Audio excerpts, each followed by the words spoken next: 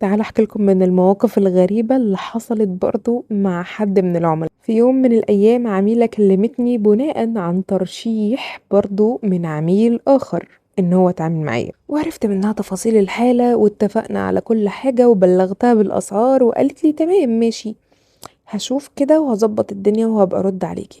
فقلت لها تمام ماشي يا فندم، تحت امرك في اي وقت.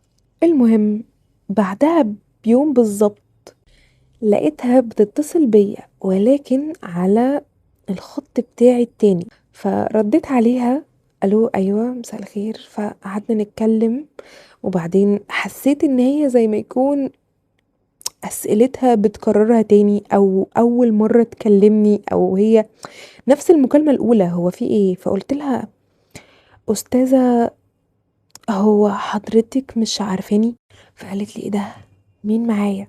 قلت لها انا مس فاطمة اللي كنا لسه بنتكلم امبارح. فقالت لي ايه ده بجد، هو الرقم ده تبعك انت كمان؟ قلت لها ايوه. هو حضرتك بتتصلي على اساس ان انا حد تاني يعني؟ قالت لي ايوه فعلا انا بتصل على اساس ان انت حد تاني اصلا، عميل تاني قريبها رشحني برضو ليها.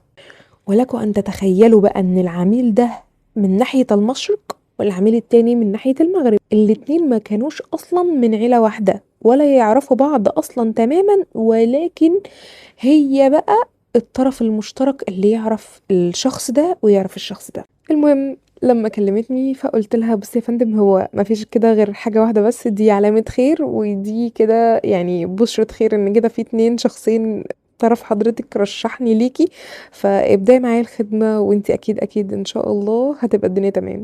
والحمد لله احنا لحد دلوقتي لسه شغالين مع بعض بقالنا حوالي 3 سنين.